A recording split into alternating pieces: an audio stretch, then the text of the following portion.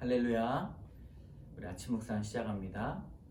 우리 기도할 때 가르쳐 주신 것처럼 하나님 오늘도 우리에게 말씀하여 주시옵소서. 그렇게 기도하겠습니다. 하나님 오늘도 우리에게 말씀으로 행할 바를 알려 주시옵소서. 잠시 침묵으로 기도하도록 하겠습니다.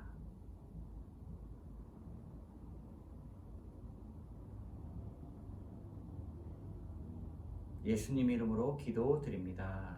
아멘. 이 침묵으로 기도할 때는 어떤 말을 하기보다 그저 마음을 열고 하나님에 집중하는 그런 시간이 되면 더욱더 좋습니다. 오늘 찬송가 286장 1절 찬양합니다.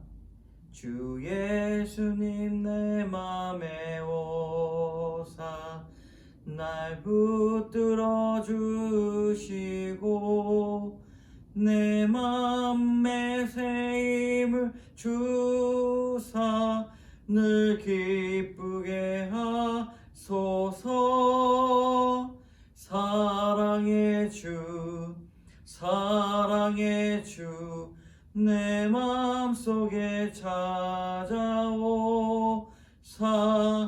내 모든 죄 사하시고 내 상한 맘 고치소서. 아멘. 아멘. 오늘 하나님께 주시는 말씀 우리 전도서 8장 9절에서 17절까지의 말씀입니다. 전도서 8장 9절에서 17절까지의 말씀 다 같이 읽도록 하겠습니다. 내가 이 모든 것들을 보고 해 아래에서 행하는 모든 일을 마음에 두고 살핀즉 사람이 사람을 주장하여 해롭게 하는 때가 있도다. 그런 후에 내가 본즉 악인들은 장사 지낸 바 되어 거룩한 곳을 떠나 그들이 그렇게 행한 성읍 안에서 잊어버린 바 되었으니 이것도 헛되도다. 악한 일에 관한 징벌이 속히 실행되지 아니하므로 인생들이 악을 행하는 데에 마음이 담대하도다. 죄인은 100번이나 악을 행하고도 장수하거니와 또한 내가 아노니 하나님을 경외하여 그를 경외하는 자들은 잘 될 것이요 악인은 잘 되지 못하며 장수하지 못하고 그날이 그림자와 같으리니 이는 하나님을 경외하지 아니함이니라. 세상에서 행해지는 헛된 일이 있나니 곧 악인들의 행위를 따라 벌을 받은 의인들도 있고 의인들의 행위에 따라 상을 받은 악인들도 있다는 것이라. 내가 이르노니 이것도 헛되도다. 이에 내가 희락을 찬양하노니 이는 사람이 먹고 마시고 즐거워하는 것보다 더 나은 것이 해 아래에는 없음이라. 하나님이 사람을 해 아래에서 살게 하신 날 동안 수고하는 일 중에 그러한 일이 그와 함께 있을 것이니라. 내가 마음을 다하여 지혜를 알고자 하며 세상에서 행해지는 일을 보았는데 밤낮으로 자지 못하는 자가 있도다. 또 내가 하나님의 모든 행사를 살펴보니 해 아래에서 행해지는 일을 사람이 능히 알아낼 수 없도다. 사람이 아무리 애써 알아보려 할지라도 능히 알지 못하나니 비록 지혜자가 아노라 할지라도 능히 알아내지 못하리로다. 아멘. 오늘 말씀은 악인과 의인이라는 제목입니다.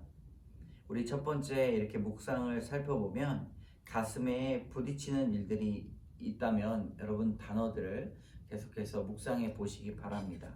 9절에서 우리 13절까지 말씀 가운데 눈에 띄는 말씀은 하나님을 경외하지 아니함이니라 입니다. 특별히 오늘 말씀에 보면 이 심판이 즉각적으로 즉시 이루어지지 않기 때문에 많은 사람들이 범죄하고 또 그 악한 행실을 끊지 못한다고 말씀하고 있습니다. 그들 마음 가운데 하나님이 그 이유가 경외되지 않기 때문이다. 우리가 하나님을 경외한다면 악을 끊고 선을 행하는 것이 맞는 것이죠. 그러므로 인간의 본분은 인간의 목적은 무엇입니까? 악을 행하지 않고 선을 행하는데 모든 사람들이 그것을 생각하고 있는데 하나님이 온전히 경외될 때 하나님을 두려워하고 하나님을 경외할 때 우리가 선을 행할 수 있는 충분한 조건이다 라고 볼 수가 있습니다. 그러나 그 심판은 즉시 실행되지 않는다라고 말하고 있는데요. 이 말씀이 무엇입니까? 언젠가는 실행이 될 것이다. 그러므로 하나님께서는 우리 삶의 온전한 심판자가 되신다는 것을 우리는 말씀을 통해서 깨달을 수가 있습니다. 그리고 가장 이 세상에서 나은 것이 무엇인가? 내가 희락을 찬양하노니 이는 사람이 먹고 마시고 즐거워하는 것보다 더 나은 것이 해 아래에는 없다라고 말하고 있습니다. 이것이 쾌락을 말하는 것일까요? 그렇지 않을 것입니다. 오늘 하루 가운데 하나님께서 우리에게 주어진 삶, 그 일상의 삶을 최선을 다하고 하나님을 경외하고 이웃을 사랑하고 가정을 섬기며 살아가는 것이 바로 가장 즐겁고 희락 중에 희락이다라고 하는 이 솔로몬의 지혜입니다. 우리가 솔로몬의 지혜를 따라야 되는 이유가 무엇인가? 하나님께서 지혜를 주었는데 그 지혜가 지식적이고 1등하는 그런 지혜가 아니라 모든 만물들의 이치를 바라보며 하나님을 만나게 되는 지혜를 소유하고 있었다라고 보게 되는 것이죠. 그러므로 우리는 하나님을 따르고 일상의 삶을 사는 것이 우리 인간의 목적입니다. 이것이 오늘의 말씀의 본문인데 우리가 하나님의 은혜를 또한 나누도록 하겠습니다. 첫 번째로 속히 실행되지 않는 징벌입니다. 전도자는 이렇게 판단하죠. 악한 일에 대한 징벌이 속히 진행되지 않는다. 이것이 불의다라고 말을 합니다. 그래서 불의가 횡행하니 악을 행하는 담대한 사람도 많이 생긴다는 것이죠.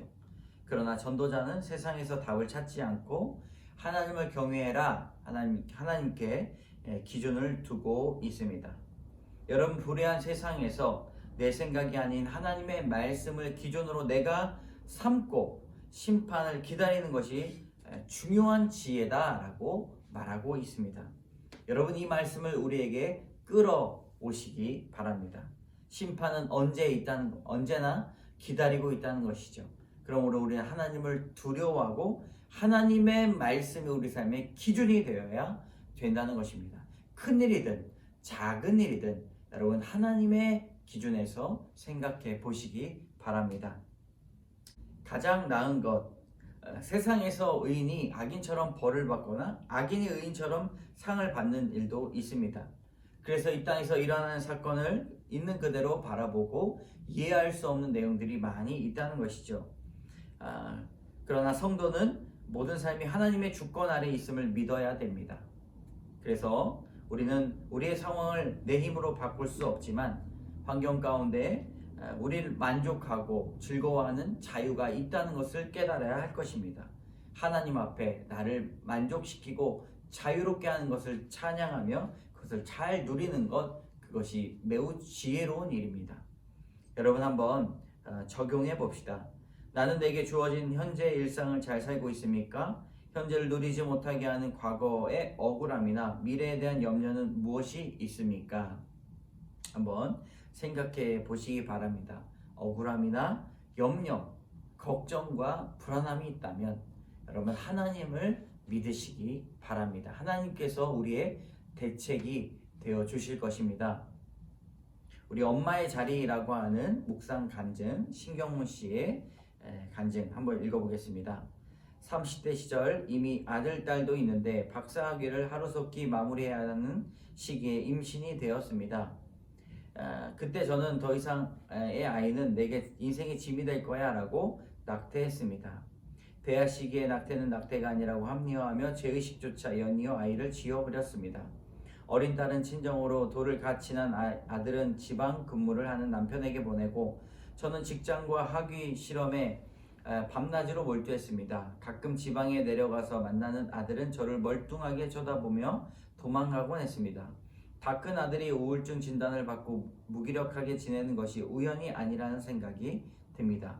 그때 낙태하지 않고 낳아 길렀다면 비록 박사학위는 늦어지거나 못 받았겠지만 아들은 여러 형제들과 어울려 비교적 잘 성장하지 않았을까 생각해 보았습니다. 작년에 낙태법 반대 여교수 성명에 동참하겠냐는 제의를 받고 두려웠습니다. 내가 바로 낙태한 죄인인데 라는 생각이 함께 누군가 내 이름을 발견하고 비난이나 항의라도 하면 어쩌나 하는 두려움이 몰려왔습니다. 그러나 당시 매 주일 목사님의 낙태법 반대 말씀에 이름 하나라도 올리는 것이 적용이라 생각해 서명에 동의했지만 속으로는 무섭고 떨렸습니다. 그 무렵 저는 TV에서 10대 소녀가 베이비박스에 가난하기를 놓고 가는 장면을 보고 눈물이 났습니다. 세상은 그 소녀를 문제하라고 손가락질할지라도 하나님이 주신 생명을 귀히 여긴 그 소녀가 마음대로 낙태한 저보다 100배, 1000배의 의인이었습니다. 하나님은 30년간 계속 죄를 물으시는데 제가 도통 깨닫지 못하자 결국 디스크 재발로 제 육신을 쳐서 깨우치셨습니다. 다리를 절단하고 싶을 정도의 극심한 통증을 느끼면서 오래전 내 속에 있던 아이들이 이런 고통을 겪으며 손발이 잘려나갔겠구나 싶었습니다. 그리고 저의 낙태죄를 회개했습니다. 요즘 일과를 마치고 집으로 돌아와 아이들 밥을 차려주고 일주일에 한 번씩 방 청소를 해줍니다.